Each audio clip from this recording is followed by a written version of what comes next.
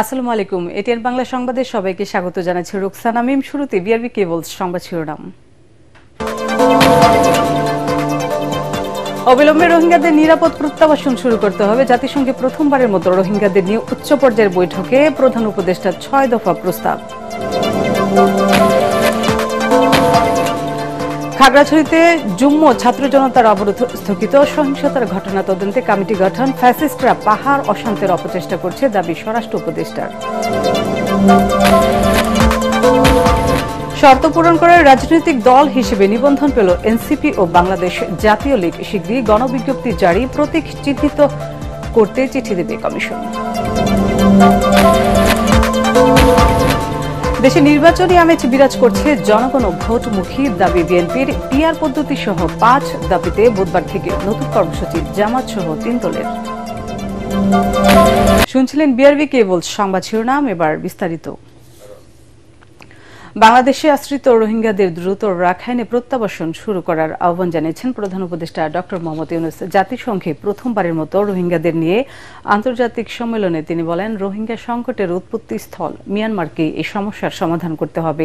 এজন্য মিয়ানমার সরকার ও আরাকান আর্মির উপর চাপ সৃষ্টি করতে আন্তর্জাতিক সম্প্রদায়ের প্রতি আহ্বান জানান প্রধান উপদেষ্টা। রোহিঙ্গাদের ভরণ পোষণে বাংলাদেশের বিপুল আর্থিক খরচের পাশাপাশি সামাজিক ও পরিবেশগত চাপ সহ্য করতে হচ্ছে বলেও সম্মেলনে তথ্য দেন ডক্টর মোহাম্মদ ইউনূস। রোহিঙ্গা ক্যাম্পের ভেতরে ও বাইরে নানা অপরাধ বৃদ্ধি এবং রাখাইন থেকে বাংলাদেশে মাদক পাচার বাড়ায় সামাজিক কাঠামো হুমকির মুখে পড়ায় হতাশা প্রকাশ করে তিনি। এছাড়া মিয়ানমার সরকার ও আরাকান আর্মির উপর আন্তর্জাতিক সম্প্রদায়কে চাপ সৃষ্টি সহ সম্মেলনে বিশ্ব নেতাদের সামনে ৬ দফা প্রস্তাব পেশ করেন অধ্যাপক ডক্টর মোহাম্মদ ইউনূস।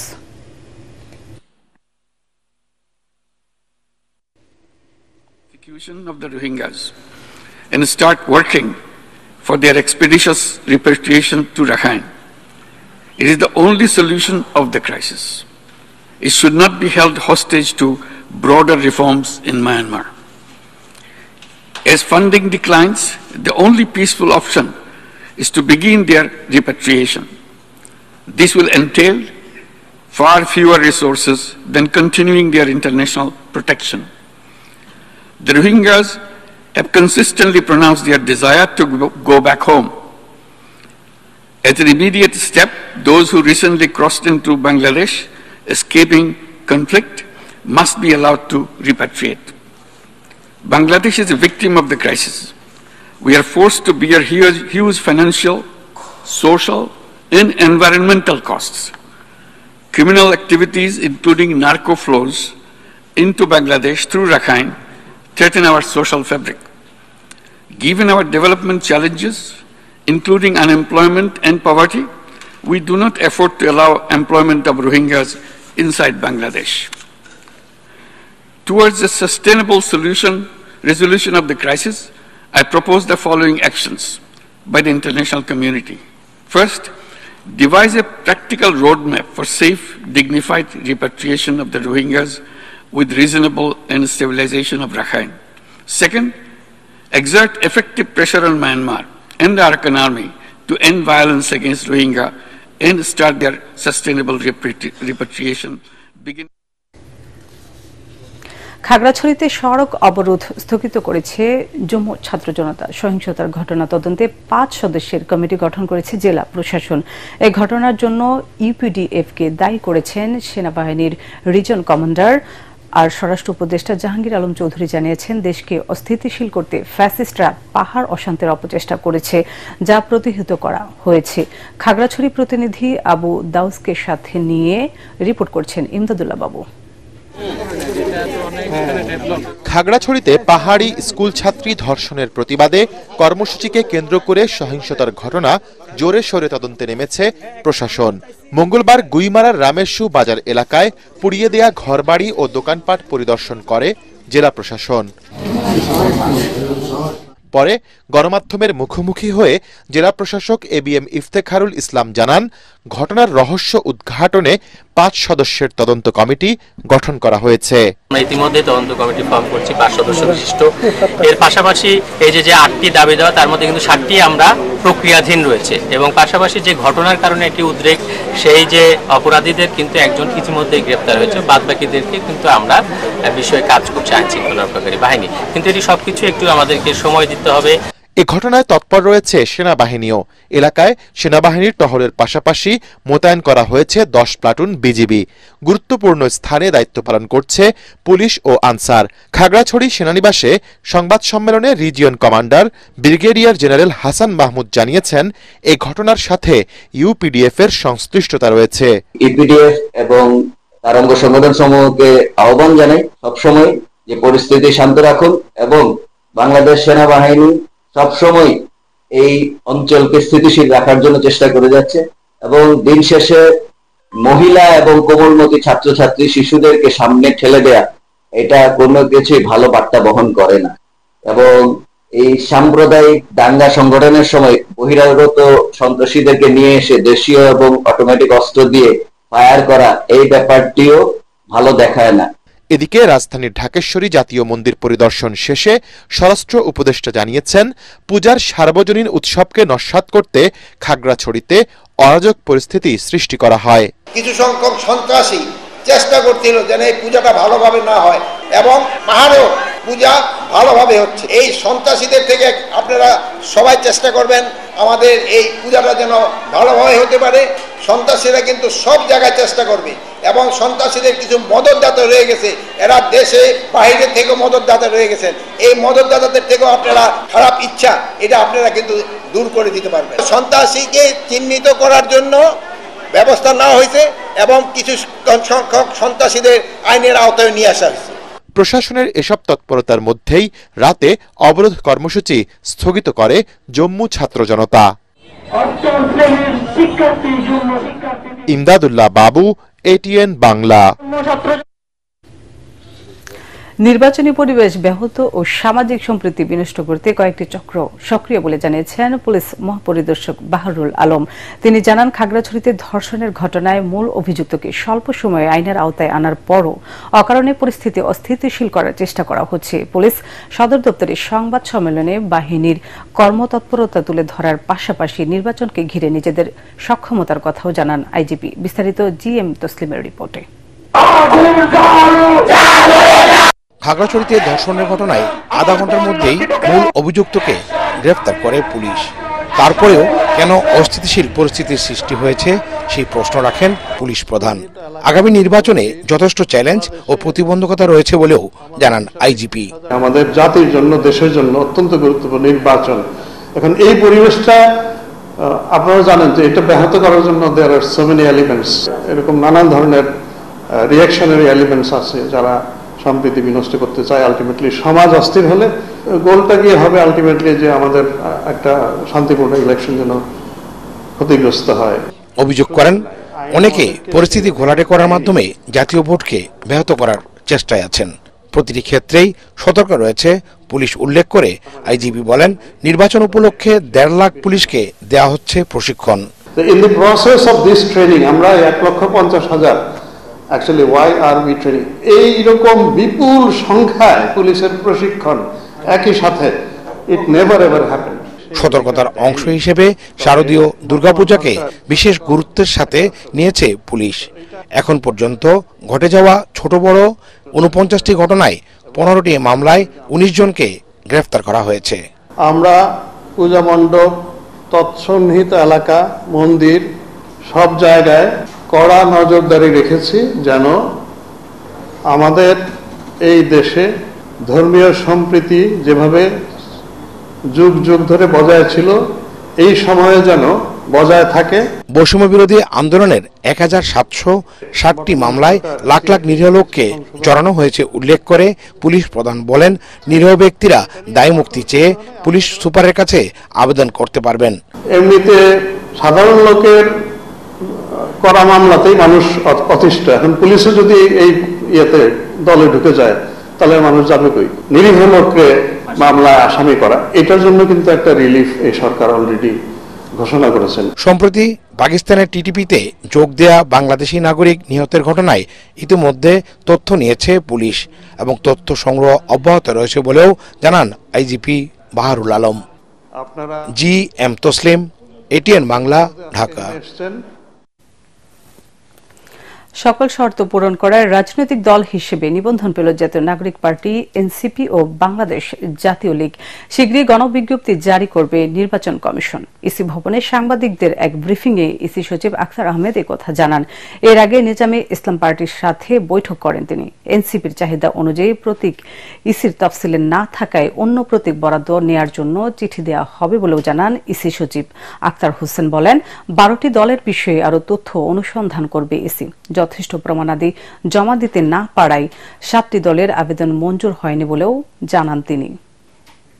প্রত্যেকের ব্যাপারে তো আমি বললামই যে একটা এনসিপিকে একটা চিঠি দেওয়া হবে যে আপনারা আপনাদের প্রতীক আমাদেরকে জানান, কেন ওনাদের কাঙ্ক্ষিত প্রতীকটা আমাদের তফসিলে নাই।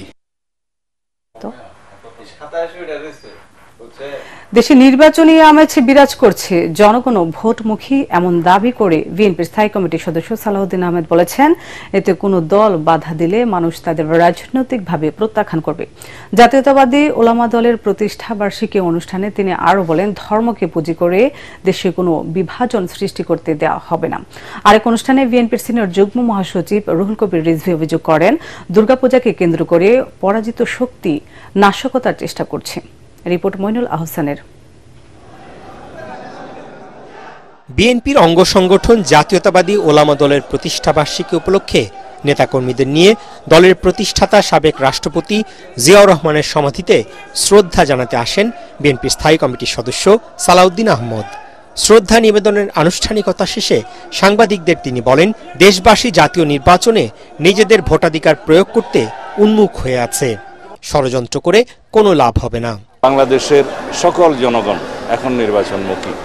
বাংলাদেশে এখন নির্বাচনের আমেজ চলছে, আবহাওয়া চলছে। সম্ভাব্য প্রার্থীরা এবং জনগণ ভোটের জনসংযোগে আছে। এই অবস্থায় কোনো দল যদি বিভ্রান্তি সৃষ্টি করে, নির্বাচনের পথে বাধা সৃষ্টি করে, জনগণ তাদেরকে চিহ্নিত করবে এবং রাজনৈতিকভাবে তাদেরকে প্রত্যাখ্যান করার সম্ভাবনা আছে।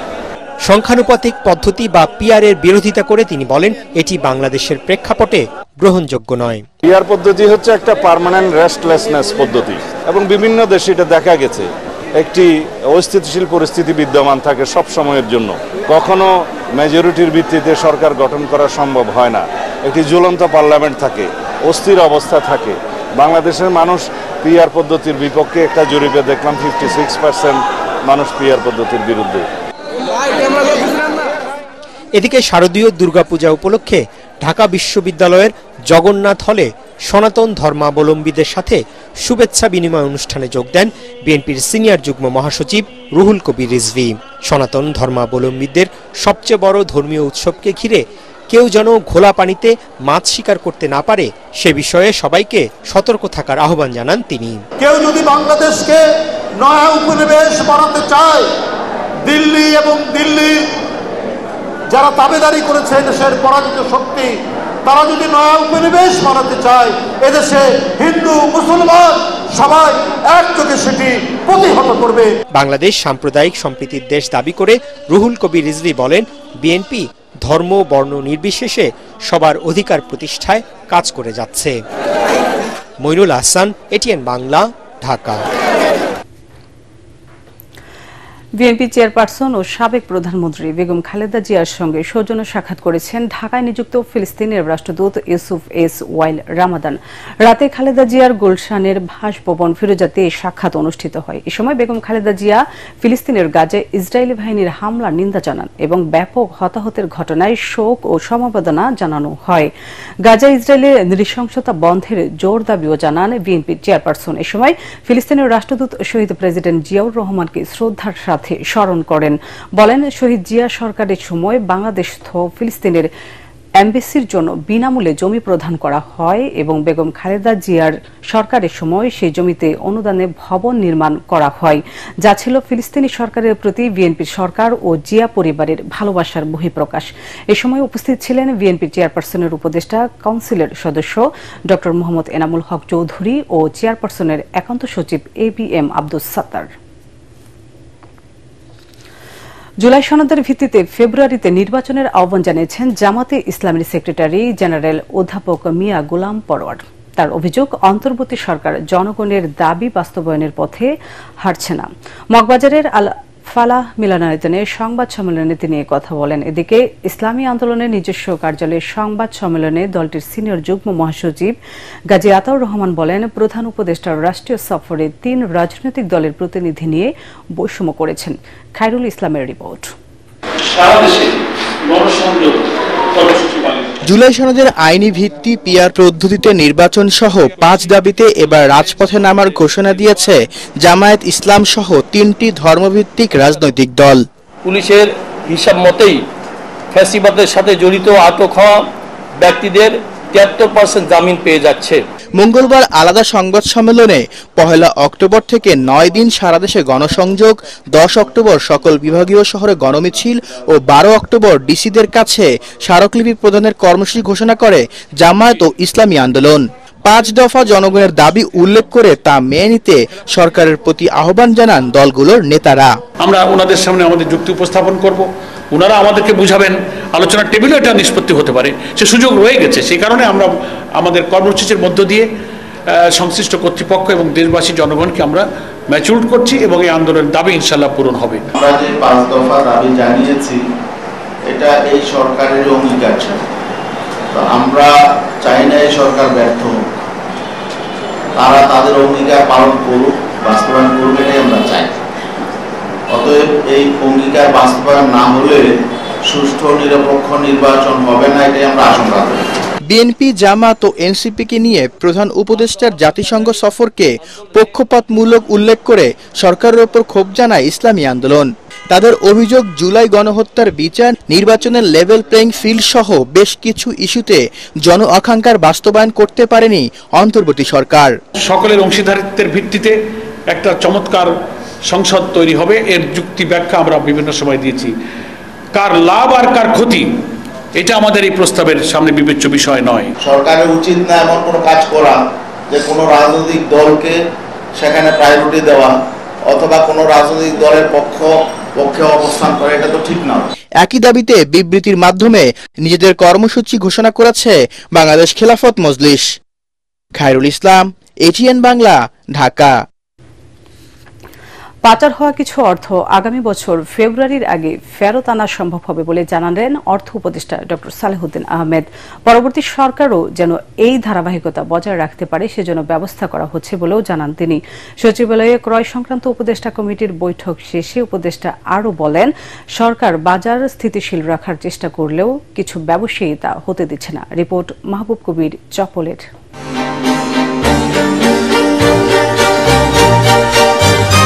আওয়ামী লীগের গত 15 বছরে 28,54,000 কোটি টাকা পাচার হয়েছে বলে অনুসন্ধানী প্রতিবেদন প্রকাশ করেছে ব্রিটিশ সংবাদ মাধ্যম ফিনান্সিয়াল টাইমস।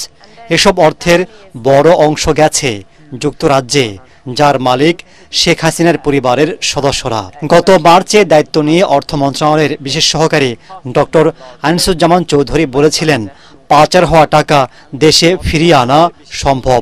যেহেতু ওরা বেনিফিশিয়ারি, ওরা সহজে ছাড়বে না, কিন্তু প্রফেসর ইউনূস সাহেব, আমাদের শ্রদ্ধেয় প্রধান উপদেষ্টা, ওনার সামনে ওনারা নিজেরাই অফার করছে। কিন্তু অন্তর্বর্তী সরকারের 1 বছর পার হলেও 1 টাকাও আনা সম্ভব হয়নি। এখন অর্থ উপদেষ্টা বলছেন, নির্বাচনের আগে কিছু টাকা ফিরিয়ে আনা সম্ভব হবে। অনেক লিগ্যাল ফার্মের সাথে আলোচনা করা হচ্ছে, তারপর অনেক এজেন্সির সাথে আলোচনা, অনেক দূর কথা এগোচ্ছে। হয়তো ফেব্রুয়ারির মধ্যে কিছু হয়তো আসতে পারে, কিন্তু বাকিটুকু আমরা কিন্তু ওই ক্ষেত্রটা প্রস্তুত করি। কারণ এই ফর্মালিটিস কিন্তু কোনো সরকারি কিন্তু অ্যাভয়েড করতে পারবে না। মনে করেন বললাম যে টাকা দিয়ে দাও সেন্ট্রাল ব্যাংকে, সুইস ব্যাংকে বলে দিলাম টাকা দিয়ে দাও, দেবে না তো। ওটা আপনার লিগাল ওয়েতে যেতে হবে, সেটা তো অলরেডি কিন্তু আমরা ইন এ প্লেস। আপনার জানেন 11টা 12টা তো একদম হাই ইসেতে প্রায়োরিটিতে আমরা দেখছি। আর বাকিগুলো যে 200 কোটি টাকার বেশি যাদের তাদেরকেও কিন্তু ধরা হচ্ছে। অলরেডি কিন্তু আপনি জানেন অ্যাসেট ফ্রিজ করা হয়েছে বাইরে বেশগুলো কতগুলো দেশকে, কোথাও ওদের টাকা আছে, কোথাও অ্যাকাউন্ট আছে, কোন কোন দেশে ওদের পাসপোর্ট আছে সেটাও কিন্তু তথ্য আছে। এখন বাকিটুকু কাজ করতে যত সময় লাগে। অর্থ উপদেষ্টা কথা বলেন জিনিসপত্রের দাম নিয়েও। বাজারে এখন সবজির দাম লাগামহীন, 80 টাকার নিচে মিলছে না কোনো সবজি। এই কারসাজির জন্য অসাধু ব্যবসায়ীদের দুষছেন অর্থ উপদেষ্টা। বাজার ব্যবস্থা মোটামুটি চালের দাম তো একটু রিসেন্টলি কমেছে, কারণ চালের স্টকটা আছে, ভেজিটেবল এগুলো করছে, এগুলো কিন্তু কিছুটা সিজনের ব্যাপার, শীতের আগে একটু বর্ষার সময় একটু হয়। তবু আমি মনে করি বাজার যে মনিটরিং এবং বাজার যে মানে ব্যবসায়ীদের যে একটা ইসে আছে, পাইকারি এবং হোলসেল ব্যবসায়ী কিছুটা ওদের হাত আছে যে বাজার না কমে। এটার ব্যাপার আমরা সর্বতভাবে একেবারে সাফল্য অর্জন করতে পারি না।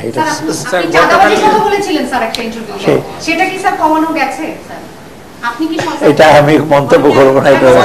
সরকারি গুদামে মজুতের জন্য বিদেশ থেকে কিছু আতপ চাল আমদানি করা হবে বলে জানান অর্থ উপদেষ্টা। আমরা চাল আমদানির জন্য মাহবুব কবির, চপল, ATN বাংলা, ঢাকা। বিএনপির কাছে মুসলিম, হিন্দু, বৌদ্ধ, খ্রিস্টান সব ধর্মের মানুষ নিরাপদ বলে জানিয়েছেন বিএনপির স্থায়ী কমিটির সদস্য মির্জা আব্বাস। আওয়ামী লীগের আমলে অনেক হিন্দুদের উপর নির্যাতন চালানো হয়েছে বলেও জানান তিনি। রাজধানীর শিববাড়ি, জগন্নাথ ও সিদ্ধেশ্বরী পূজা মণ্ডপ পরিদর্শনকালে বিএনপির স্থায়ী কমিটির সদস্য মির্জা আব্বাস এসব কথা বলেন। এদিকে জাতীয়তাবাদী মহিলা দলের সভানেত্রী আফরুজা আব্বাস মুগদা ও সবুজবাগ বিভিন্ন পূজা মণ্ডপ পরিদর্শন করেন। কারো ধর্ম পালনে বাধা দেওয়া যাবে না। বাংলাদেশে যত হিন্দু বাড়িঘর বিক্রি হয়েছে ওই আওয়ামী লীগের লোকেরা ওদের ভয় দেখিয়ে ভারতে পাঠিয়ে দিয়েছে, পরে অত্যন্ত অল্প দামে এই জমিটা কিনে নিয়েছে। সন্ধানী লাইফ ইন্স্যুরেন্স আন্তর্জাতিক সংবাদ।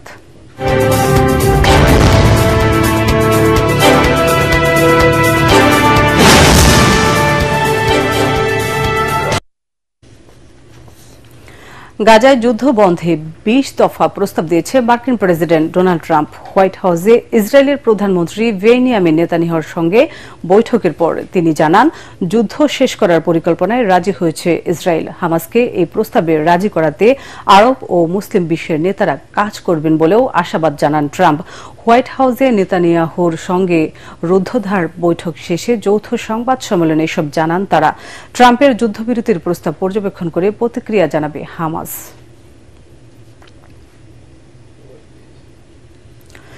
ট্রাম্পের প্রস্তাবিত যুদ্ধবিরতি পরিকল্পনাকে স্বাগত জানিয়েছে ফিলিস্তিনের পশ্চিম তীরে ক্ষমতাসীন ফিলিস্তিনি সরকার।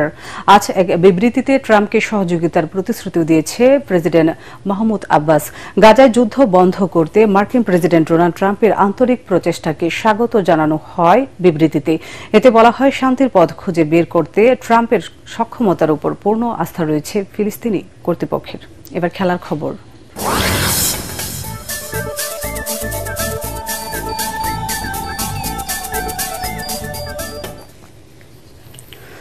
বাংলাদেশ ক্রিকেট বোর্ডের বিসিবি পরিচালনা পর্ষদের নির্বাচন আগামী 6 অক্টোবর অনুষ্ঠিত হওয়ার কথা থাকলেও সে নির্বাচনকে ঘিরে তৈরি হয়েছে নতুন জটিলতা।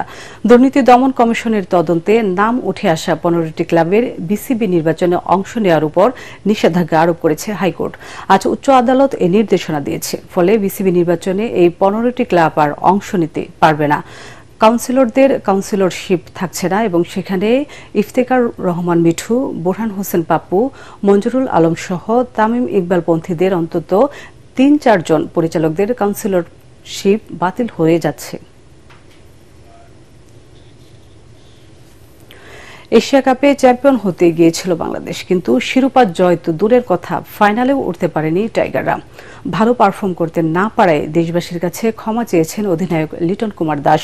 ফেসবুক পোস্টে তিনি বলেন, এশিয়া কাপে দল হিসেবে সর্বোচ্চটা দেওয়ার চেষ্টা করা হয়েছে। মূল লক্ষ্য ছিল ফাইনালে ওঠা এবং শিরোপা জেতা, কিন্তু দুর্ভাগ্যবশত তা অর্জন করা সম্ভব হয়নি। দলের পক্ষ থেকে সমর্থকদের কাছে আন্তরিকভাবে দুঃখ প্রকাশ করেন তিনি। দীর্ঘ পোস্টে লিটন সমর্থকদের অকুণ্ঠ প্রশংসা করেন। শেষ করার আগে বিআরবি কেবল সংবাদ শিরোনামগুলো আরেকবার। অবিলম্বে রোহিঙ্গাদের নিরাপদ প্রত্যাবাসন শুরু করতে হবে। জাতিসংঘে প্রথমবারের মতো রোহিঙ্গাদের নিয়ে উচ্চ পর্যায়ের বৈঠকে প্রধান উপদেষ্টার 6 দফা প্রস্তাব। খাগড়াছড়িতে যুগ্ম ছাত্র জনতার অবরোধ স্থগিত। সহিংসতার ঘটনা তদন্তে কমিটি গঠন। ফ্যাসিস্টরা পাহাড় অশান্তির অপচেষ্টা করছে, দাবি স্বরাষ্ট্র উপদেষ্টার।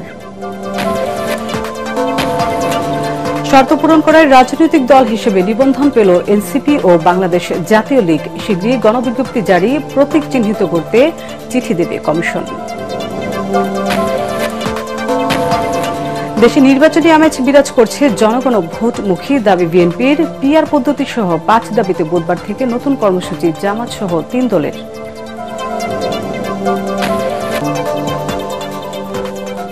পরবর্তী সংবাদ দেখার আমন্ত্রণ জানিয়ে এখনকার মতো শেষ করছি এটিএন বাংলা সংবাদ। ইউটিউবে দেখতে ব্রাউজ করুন youtube/ATN বাংলা নিউজ। এতক্ষণ সাথে থাকার জন্য ধন্যবাদ।